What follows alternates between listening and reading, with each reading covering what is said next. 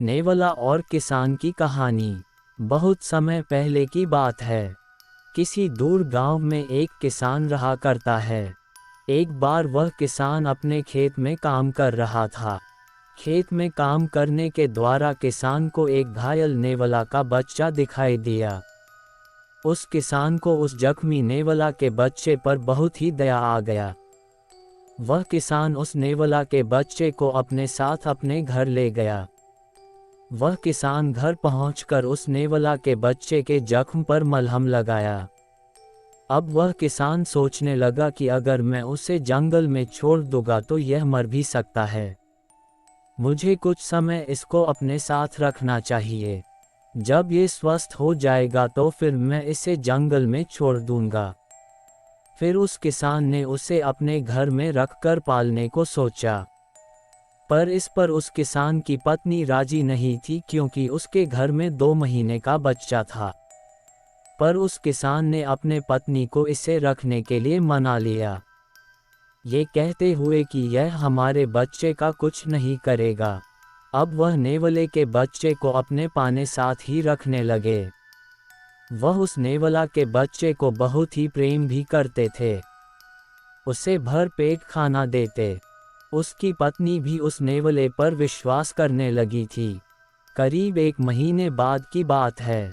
उस किसान की पत्नी अपने बच्चे को घर पर छोड़कर बाजार चली गई। घर पर बच्चा अपने जगह पर सोया था और नेवला उस घर के अंदर एक कोने पर बैठा था।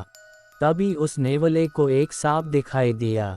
उसे लगा कि वह सांप बच्चे के लिए जानलेवा हो सकता है, इसलिए उसने सांप से लड़ना शुरू कर दिया। कुछ ही देर में उस नेवले ने सांप को मार गिराया और दरवाजे पे जा बैठा। तभी उस किसान की पत्नी बाजार से आई। उसने नेवले को दरवाजे पर बैठा देखा और उसके मुंह में खून लगा हुआ था। नेवला के बच्चे के मुंह में खून देखकर वह पागल सी हो गई। उसने आव न देखा ताव उसने सब्जी से भरा टोकरी उस नेवले के बच्चे के सिर पर दे मारी, जिसके कारण नेवले के बच्चे की तुरंत ही मौत हो गई। जब वह अंदर गई तो देखा कि उसका बच्चा अपने जगह पर सो रहा है और उसके सर के पास एक सांप मरा पड़ा है। उसे सब कुछ समझ में आ गया कि यहाँ क्या हुआ था। वह तेज तेज से रोने लगी। अब उसे अपने किए पर पछतावा हो रहा था। उसे पछतावा था कि क्यों उसने पहले सब कुछ नहीं जाना। ये कहानी यहीं ख़त्म होती है, पर इस नेवले और किसान की कहानी से हमें सीख मिलता है कि हमें कोई भी फैसला लेने से पहले सब कुछ जान लेना चाहिए। अधूरा ज्ञान नुकसान ही देता है। दोस्तों, कहानी अच्छी लगी तो वीडियो को लाइक और शेयर करें और नई नई कहानी सुनने के लिए हमारी चैनल को सब्सक्राइब करें। एक गांव में एक अमीर जमींदार रहता था। उसे अपने पैसों पर बड़ा घमंड था। जितने अधिक पैसे उसके पास थे उतना ही वह कंजूस भी था।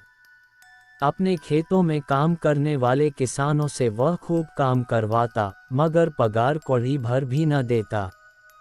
मजबूर गरीब किसान मन मारकर उसके खेत में काम करते। उसी गांव में रामू नामक एक किसान रहता था। उसके पास थोड़ी सी जमीन थी। उसी में खेती बाड़ी कर वह अपना और अपने परिवार का गुजारा चलाता था। रामू बड़ा मेहनती था। वह दिन भर अपने खेत में काम करता और अपनी मेहनत के दम पर इतनी फसल प्राप्त कर लेता कि अपने परिवार के लिए 2 वक्त की रोटी जुटा सके। गांव के बाकी किसानों के पास रामू के मुकाबले अधिक जमीनें थीं। वे रामू की मेहनत देखकर हैरान होते कि कैसे इतनी सी जमीन में वह इतनी फसल उगा लेता है। एक साल गांव में भयंकर सूखा पड़ा। बिना बारिश के खेत खलिहान सूखने लगे। गरीब किसानों के पास सिंचाई की कोई व्यवस्था न थी। वे सिंचाई के लिए बारिश पर ही निर्भर थे, इसलिए उनकी सारी फसल बर्बाद हो गई।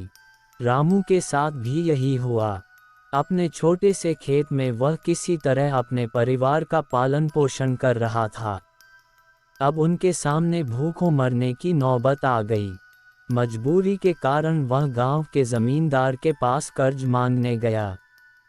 जमींदार कंजूस तो था, उसने सोचा कि यदि उसने रामू को पैसे दिए तो ये लौटा तो पाएगा नहीं, इसलिए इसे अपने खेत में काम पर लगा लेता हूँ।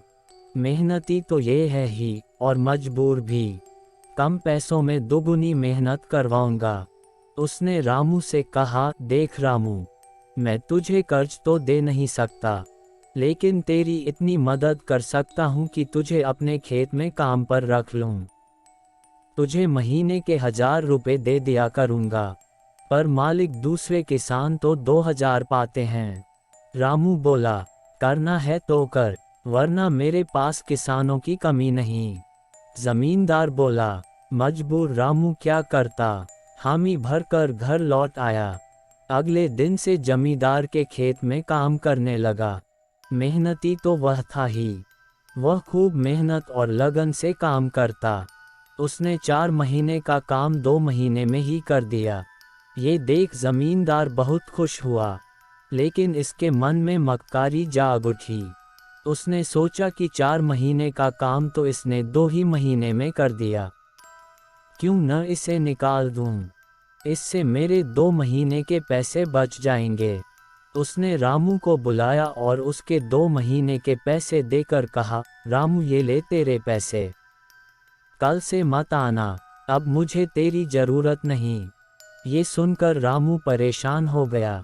बड़ी मुश्किल से उसका घर चल रहा था, अब अपने परिवार का भरण पोषण कैसे करेगा। वह जमींदार के सामने गिड़गिड़ाने लगा कि उसे काम से न निकाले, लेकिन जमींदार ने उसकी एक न सुनी और उसे काम से निकाल दिया। रामू आंखों में आंसू लेकर घर लौटा। चिंता से रात भर उसे नींद नहीं आई। सुबह उठकर उसने फैसला किया कि वह फिर से जमींदार के पास जाएगा और उससे विनती करेगा कि उसे वापस काम पर रख ले। वह जमींदार के घर के सामने जाकर बैठ गया। सुबह उठकर जाट जमींदार अपने घर से बाहर निकला तो रामू को घर के सामने बैठा हुआ देखा। उसने रामू से पूछा, क्या हुआ रामू, क्यों आया है? रामू जमींदार की पैरों पर गिर पड़ा और गिड़गिड़ाते हुए बोला, मुझ पर दया कीजिए मालिक, मुझे काम पर रख लीजिए, मेरा परिवार भूखा मर जाएगा। जमींदार ने उसकी एक न सुनी और उसे धक्के मार के वहां से निकाल दिया। रामू उस समय तो वहां से चला गया, लेकिन अगली सुबह फिर सेठ के घर के सामने जाकर बैठ गया। जमींदार ने उसे फिर बुरा भला कहकर भगा दिया। अब से रोज यही क्रम चलने लगा। रामू रोज जमींदार के घर के सामने जाकर बैठ जाता और जमींदार उसे भगा देता।